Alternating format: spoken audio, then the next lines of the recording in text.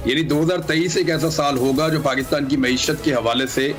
बड़े अहम फैसले होंगे। लोगों को बहुत ज्यादा बोझ भी उठाना पड़ेगा।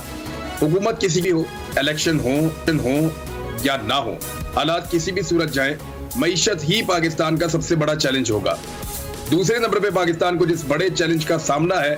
वो है दहशतगर्दी, और उसके बाद जो एक सियासी अदम इस्तेहकाम है वो इन दोनों चीजों के साथ जुड़ा हुआ है। यानी अगर पाकिस्तान में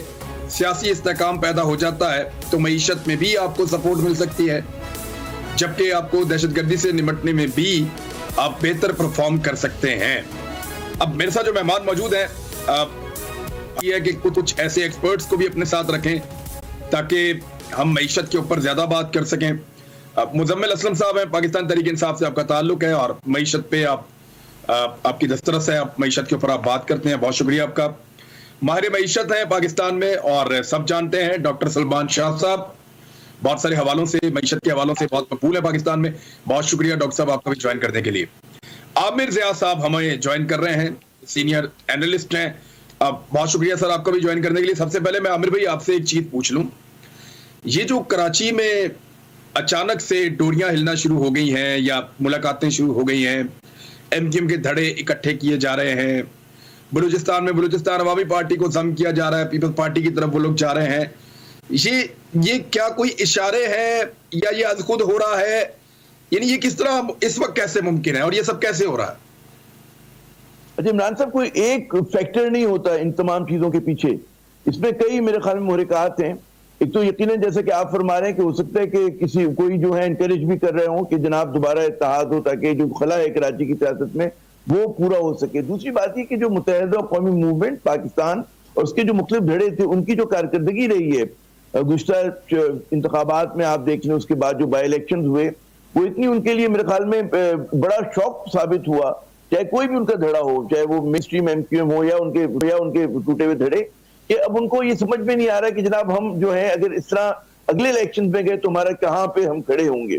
तो ये कंपल्शन है कि जहां पर इनको साथ बैठना पड़ रहा है, लेकिन साथ साथ बड़ा तजाद है। तो सिर्फ इनका देखें, अगर ये लोग मिल भी जाते हैं तो ये नहीं होगा कि कराची के अंदर एकदम मकबूल हो जाएंगे। बात जो बड़ा सवाल होगा कि क्या बयानियां लेके सामने आते हैं, क्या पैगाम लेकर आते हैं, क्या विजन लेकर आते हैं। मादी में लसानी सियासत करते थे, वो एक मकबूल नारा था, लोगों को जोड़ता है और तकसीम भी करता है, साथ साथ तो उर्दू बोलने वालों को जोड़ता है, उसके खिलाफ दूसरों को तकसीम करता है। अब कराची की डेमोग्राफिक्स बदल चुके हैं, अब वो नारा जाहिर है कि आज की 21वीं सदी के कराची में वो नारा नहीं चलेगा। तो इनके पास कौन सी ऐसी नई पैगाम होगा, नया खून इनके साथ होगा, या सिर्फ वही आजमाए हुए चेहरे होंगे कि जिनसे बहुत सारे लोग जो हैं इतने खुश नहीं है। तो इनको एक कम्बिनेशन बनाना पड़ेगा, नए पैगाम के साथ आना पड़ेगा कि अगर ये कहते हैं सर, अगर आमिर भाई वो ये कहते हैं कि हमें एस्टेब्लिशमेंट ने हमारे टुकड़े कर दिए थे और अब हम वापस सारे भाई इकट्ठे हो गए हैं और हम सब मिलकर काम करेंगे, तमाम सेक्टर कमांडर्स आ जाएं, सारे लोग आ जाएं, उसी तरीके का पूरा निजाम बना लें, तो ये चीजें कुछ फैसिनेट करेंगी उनके वर्कर्स को, उनके लोगों को? नहीं इमरान, वो दौर गुजर गया। अब यहाँ पे जो लॉ एंड ऑर्डर की सूरत हाल है, मेरे ख्याल में मुत्तहिदा कौमी मूवमेंट पाकिस्तान या किसी भी जमात को, इस शहर में बहुत सारे लोगों ने जो है बहुत ही कहते हैं इलीगल काम भी किए हैं। पीपल्स अमन कमेटी का नाम आता है, एमक्यूएम का नाम आता है, एएनपी ने अपने दौर में बहुत कुछ किया मुख्तलिफ इलाकों में। तो अब कोई मेरे ख्याल में इस बात की जो है एस्टेब्लिशमेंट या हमारी जो लॉ एनफोर्समेंट एजेंसीज हैं वो दोबारा उस चीज की तो इजाजत नहीं देंगी। हाँ, इस चीज की इजाजत जरूर होगी कि आप एज ए डेमोक्रेटिक साफ सुथरी पार्टी के काम करें, और उसमें जाहिर है कि वो वाला जो पुराना इनका लॉट हुआ करता था जिसको आप कहते हैं कि मिलिटेंट लॉट होगा, वो गालिबन उसके लिए जगह ना बने। तो मसल पावर होगी भी तो उसको कहते हैं इस्तेमाल करने की इजाजत नहीं होगी कि कराची बदल चुका है। अगर आप दोबारा 80 या 90 की दहाई में तो आप पहिया गर्दिश करके नहीं लेके जा सकते। तो अब जो आज का कराची में तस्वुर करता हूँ और जिसकी जरूरत है कराची में, वो एमक्यूएम पूरी करे, पीटीआई वो खलिश पूरी करे जो जगह है, या पीपल्स पार्टी कोई भी जमात, वो है कि तस्वीर लसानी जमातों लोगों को मसाइल की बुनियाद पे जोड़े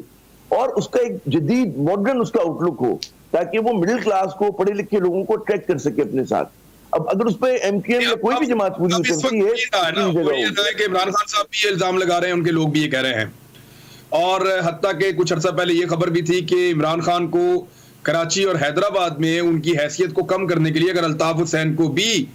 वापस रीएक्टिव करना पड़ा तो वो भी कोई अचंभे की बात नहीं है, क्योंकि देखिए अगर नवाज शरीफ के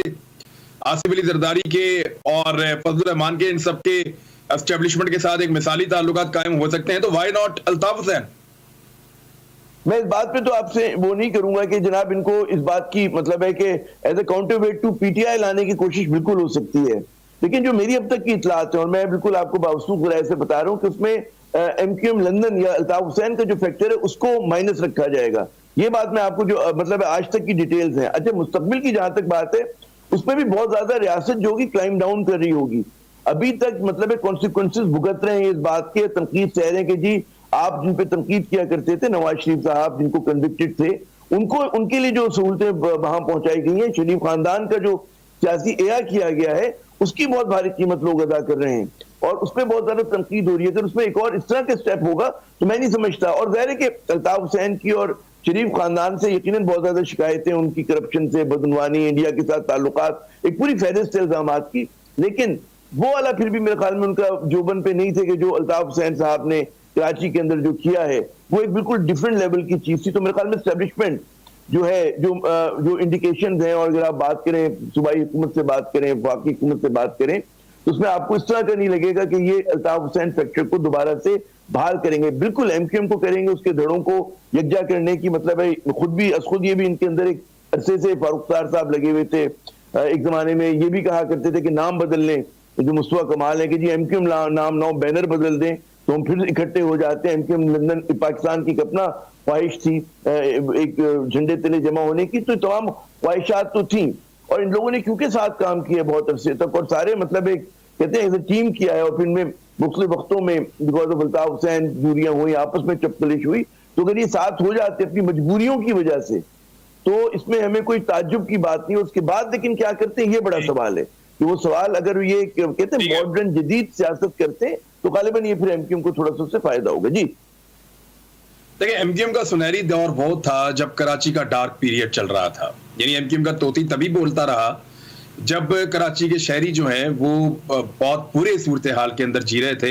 एक कॉल के ऊपर लंदन से कॉल आती थी और पूरा कराची बंद हो जाता था। अगर वो अपना सुनहरी दौर वापस लाना चाहते हैं तो वो तो कराची के डार्क पीरियड के साथ जुड़ा हुआ था माजी में। क्या अब वो कुछ मुख्तलिफ कर सकेंगे और क्या ये सब कुछ खुद हो रहा है? मुजम्मिल असलम साहब,